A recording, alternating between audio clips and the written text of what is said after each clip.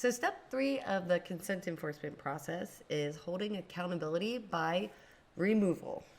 So with removal, if you're at the stage, you have already given someone a teachable moment, and you would need to give them another teachable moment, which is just something that we don't do.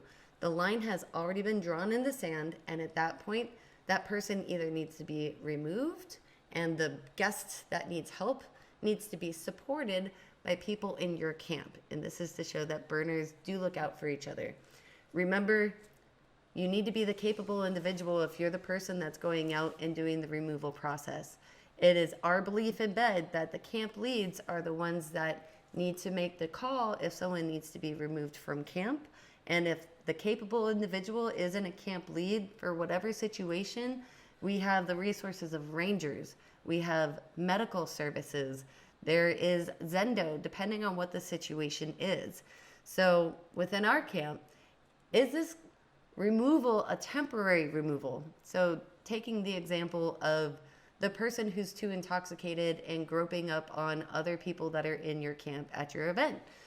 That person might temporarily need to be removed for the night so they can go and sleep it off, give them a teachable moment whenever they remember it, so that way it actually sinks in. What if it's something more severe than that? We have seen straight up molestations on a dance floor, and it is not a fun thing to handle. And if you need to skip over a teachable moment and go straight to removal, that's something where you want to make sure the person who the assault happened to is safe.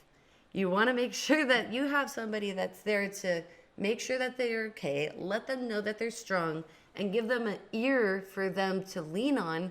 Don't touch the person who's been assaulted because they just went through a physical trauma. Just make sure that they are safe and let them know that they are supported.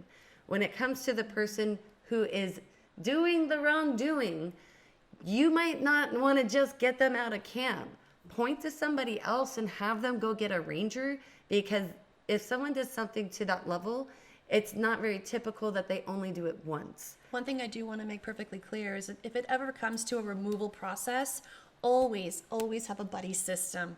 You never want to do this alone. You don't want to put yourself and your safety in danger trying to protect somebody else's safety. Always look out for yourself first, number one. Check your surroundings. Make sure you are safe. Make sure you have somebody with you. So if you have to call a ranger, somebody can stay there. So always have that buddy system with you.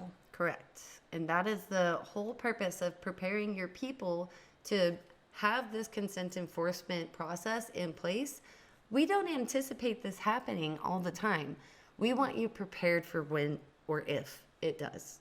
Now that you know the consent enforcement process, that, by BED's terms, makes you a consent ambassador.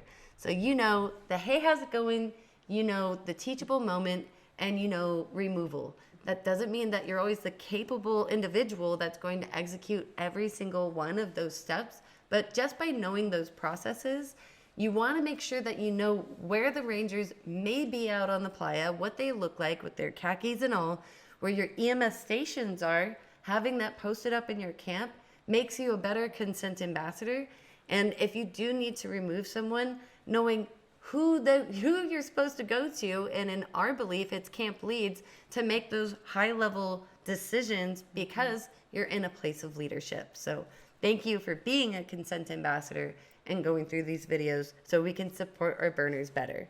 And also, if you ever have any questions, please reach out. You can find us at Bed Camp, which is at 615 and E 2023.